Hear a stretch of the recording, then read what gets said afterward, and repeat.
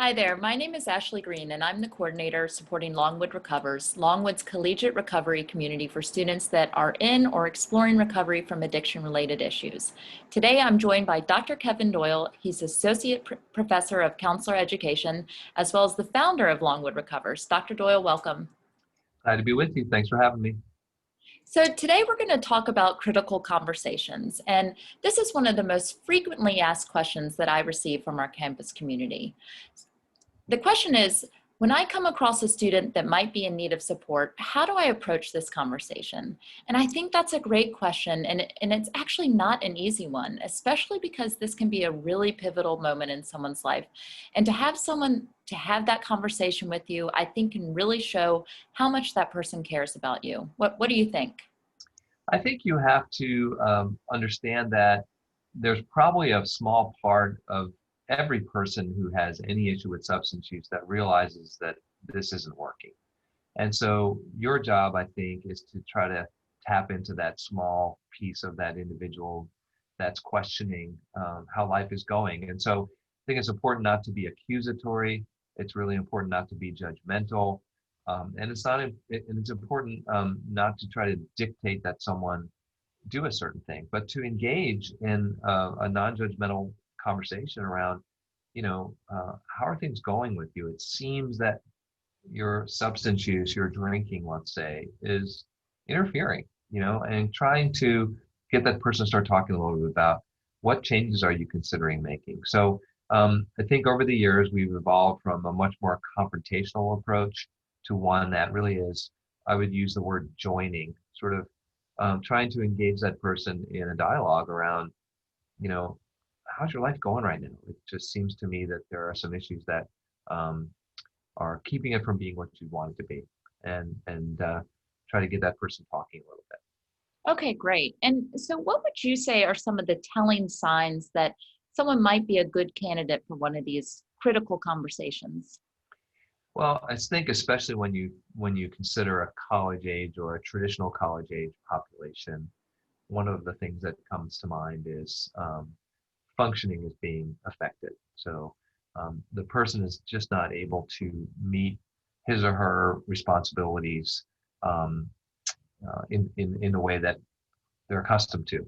And so there can be disciplinary consequences that have happened, in a residence hall, or there can be legal issues, driving under the influence or possession of substances. Relationships may be starting to suffer, things like that. So functioning, I think, is what is sort of the telltale sign that something's not quite right. And then as it relates to substance use specifically, these are folks often whose use of substances has begun to progress. And a lot of people think about frequency, and it isn't really so much about frequency of use, daily marijuana use or daily alcohol use, although those can be problematic, certainly. But really, it's more a question of what happens when someone uses. Is it very predictable, very routine, no negative consequences, or do things get out of hand, that you never really quite know, what's going to happen. Someone might have a plan to drink 2 or 3 beers and ends up having 12 to 16 and in a blackout.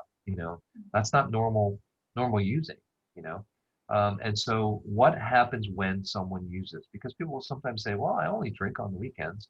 And the question is, well, what happens on those weekends though? And so sort of digging a little bit deeper to try and get better information about the consequences that are occurring. I think we would all agree that there are some substances, let's use alcohol as an example, that people can use in a pretty benign fashion, and I'm not going to get into the debate about the legal drinking age, but there are certainly people who can use alcohol in a very responsible manner. That's not who we're talking about here. We're talking about those people for whom consequences have begun to accumulate. And so, looking for those kinds of signs, I think, can be really helpful. Okay, great. And uh, what would you perceive as a possible barrier that, someone might be resistant to having this conversation? So in other words, what might prevent one student from reaching out to another student to have this conversation? Yeah, there's so many things in our culture, I think, that get in the way. One of them is it's not my business to judge someone. And I think we have to come from a place of concern, a place of support, a place of caring in a community, and Longwood is a small community, and I think we do care for one another. And to get past that obstacle of thinking it's none of my business. Well, don't good friends say something to one another if they have a concern about a certain thing? That's not being judgmental, and that's not outside the scope of what your business is. If you have a relationship with someone, I think you have a bit of a responsibility to talk honestly with that person. And so getting past that societal, who am I to say, and I think that we've grown to a place in our culture, unfortunately, where we do have a really strong bias against that sort of thing. It used to be that neighborhoods were close and families knew each other and things like that, and we've become so insulated, and now more than ever, of course, in these pandemic times. So just overcoming some of those natural obstacles that I think prevent us from doing what caring people do for one another. Okay, great. Okay, so now we know the signs that someone could benefit from this conversation. We want to move forward. How do we go about it? Well, I think scheduling an appropriate time, ambushing somebody is probably not a good idea. Talking to the person when they're under the influence is definitely not a good idea. So carving out some time where you can grab a cup of coffee or have some private time, turn off the devices, maybe in these days sit outside and just communicate, and say I'd like to schedule time to talk with you. Um, uh, I don't think this is done well through texting. I'm not even sure a phone call is appropriate, but if possible, having some face-to-face time with somebody in a safe way, obviously within distancing restrictions and things like that we're all abiding by. And and I never get phone calls, and sure enough, I get a phone call. I'm gonna try to make that go away. And to really focus the conversation around what needs to be discussed. Okay, great. So now that we kind of know when and how to have this conversation, I thought that maybe you and I could just very quickly do a little role play. Okay. So I'm going to pull this up on my screen very quickly.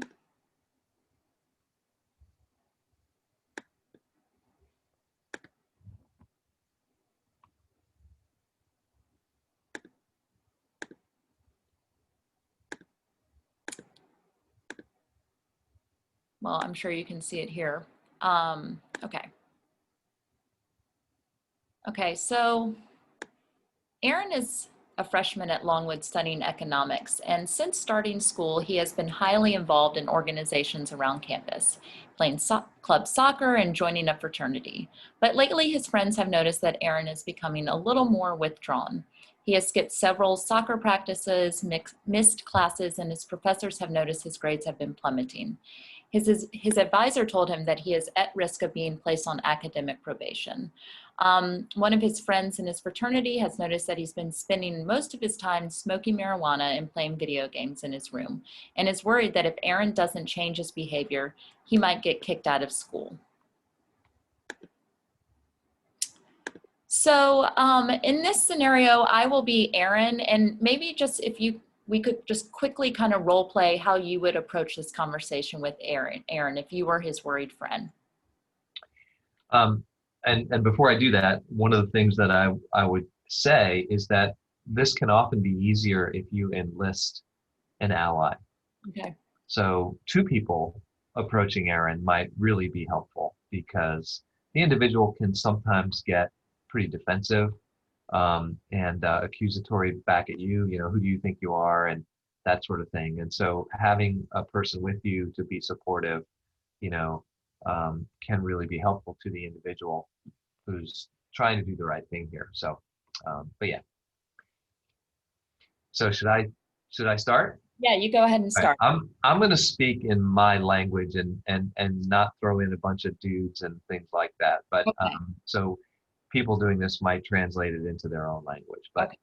but I'll speak sort of as myself. I guess that'd probably be more authentic. So So I would say something like, hey, Aaron, thanks for taking some time to talk with me. And I don't know if you know what to expect here, but I just wanted to spend a little time talking with you because I'm concerned about you as a friend, and notice some things that have been happening.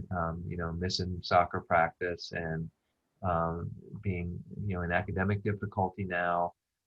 And it seems to me like your use of weed has really just progressed. And I'm not judging you.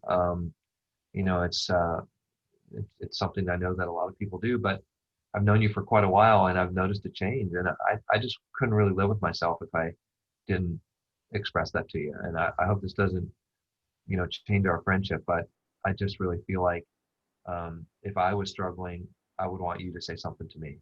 And so, I know I'm kind of taking a risk here, but I just wanted to express my concern and see if it's something you might be willing to, get some help with. Great. And I think that just shows a really good example of how to, without judgment, approach a friend. And so we hope that this kind of information and short role play was useful. Again, you can make it your own, but the idea is just to be compassionate, but to do it and to show up for your friends and classmates. So if you have any questions, feel free to contact us. Again, my name is Ashley Green. You can contact us at longwoodrecovers@longwood.edu. If you are interested in recovery, have questions about recovery, or are in recovery, please feel free to reach out. We're also located in Upchurch 305A. Dr. Doyle, thank you so much again for this information. Thanks for putting this together, Ashley, and I hope we can be of help to students in the future. Okay, thanks.